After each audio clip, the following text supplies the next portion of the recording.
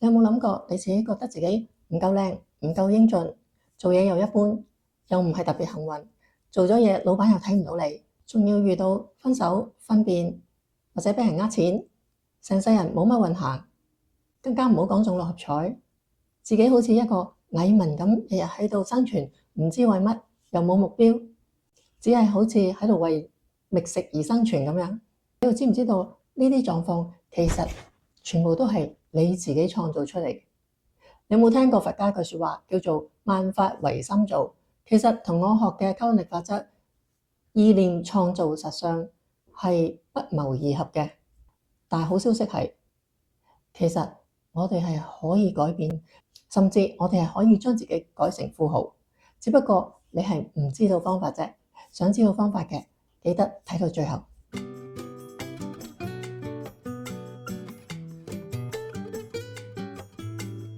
Hi，我係 Anita，歡迎嚟到宇宙愛神呢個 channel。我係一個吸引力法則導師，亦都係臼井靈氣大師。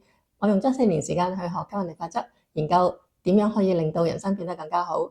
另外，我用咗2年時間，幫助超過300人揾出佢哋嘅金錢、工作同埋感情嘅潛意識障礙，令到佢哋人生變得更加好，成為更好版本嘅自己。所以你而家遇到乜嘢狀況唔緊要嘅，係一定可以有得改嘅。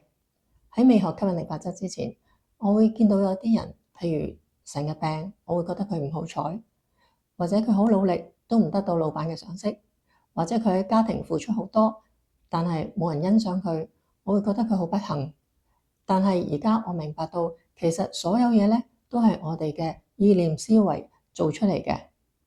簡單啲講，喺我哋生活中遇到所有嘅問題、挫折、煩惱、痛苦，同埋一切其他嘅際遇，都係由你嘅心顯現出嚟嘅。我接到好多個案咧，佢哋而家都係離婚、分手、欠債或者做 sales 嘅咧，一張單都開唔到。佢哋處於呢個狀態嘅時候，佢哋覺得自己係弱者，好冇用，乜嘢都做唔到，陷入繼續恐懼，令事件變得更加差。喺宇宙嘅法則裏面，思維係重要嘅一環，思維係帶領我哋走向我哋人生我哋想要嘅目標。其實世界上嘅事都係中性嘅，視乎你去點樣睇呢一件事，點樣去睇呢一個人，你就會得到你思維裏邊所睇出嚟嘅結果。有一樣嘢你哋一定要知道，當你不斷重複去思考你好害怕嘅嗰一件事，呢個恐懼嘅力量就會增強，令到你唔想發生嘅事就會發生喺你人生裏邊。所以既然我哋知道思維係我哋嘅人生導向，我哋就可以利用改變我哋嘅思維去改變我哋嘅人生啦。今日咧，我收到我朋友 send 俾我一個信息，裏邊係講緊一個超過40億嘅富豪 Kim Kardashian，佢係點樣運用佢嘅思維，運用吸引力法則去將佢自己而家由本來係一個醜聞裏面變成而家一個超過40億嘅女強人。我哋睇一睇 Kim Kardashian 嘅9個金句，成功係可以複製嘅，所以佢嘅思維係點，我哋學佢，慢慢我哋就會變成佢啦。Kim Kardashian 咧喺2015年嘅時候寫過一封信俾自己，其實就係等於我哋吸引力法則嘅訂單。佢當時話佢10年後要有粉絲數量達到1億，另外佢嘅財富要有10億。咁好啦，而家2025年啦，佢嘅粉絲數量唔係1億，係3.4億。佢嘅生意項目淨係內衣褲呢一項，市值已經達到超過40億美金，遠遠超過咗佢10年前自己寫訂單嘅預期。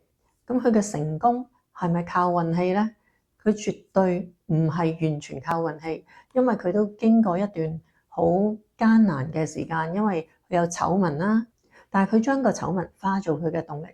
另外，佢有黃金9句，佢係擺落佢自己潛意識，佢係成日同佢自己講嘅。我哋睇下一個40億嘅富豪，佢嘅潛意識裏邊係點樣諗嘢？嚟開始啊！第一，佢就話我好愛今日嘅自己。第二，我嘅潛能無限。第三，我感激我所有擁有嘅一切。四，我熱愛我嘅生命。五，我感到平靜同埋安寧。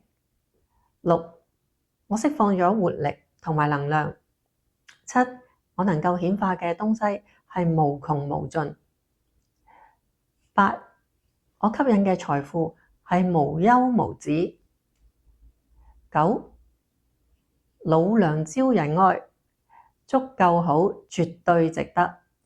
你見唔見到40億嘅女強人富豪，佢係全部好正面咁樣去諗嘢，宇宙就幫佢顯化咗超乎佢預期嘅結果。佢將呢9句黃金肯定句變成佢嘅信念密碼，植入佢嘅潛意識裏邊，形成穩定高頻嘅能量場。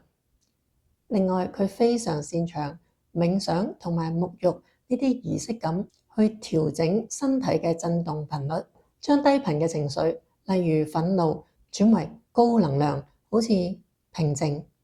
通過情緒管理，佢確保佢自己嘅行動係同未來嘅佢能量對齊，同頻共振。所以一個40億嘅人，原來佢都係用呢啲方法嘅。咁我哋一齊努力學習，我哋好快都會變成40億嘅富豪。今日大家喺呢條片睇到40億富豪係點樣諗嘢，我哋只要抄佢功課，抄佢嘅思維，我哋都可以變成40億嘅富豪。所以邀請你哋喺留言區向宇宙落訂單，寫低我係40億富豪。未訂閱嘅，請你哋用2秒鐘時間訂閱我嘅 channel， 俾個 like 同埋 share 俾你啲朋友，等佢哋一齊做富豪。我哋下一條片見。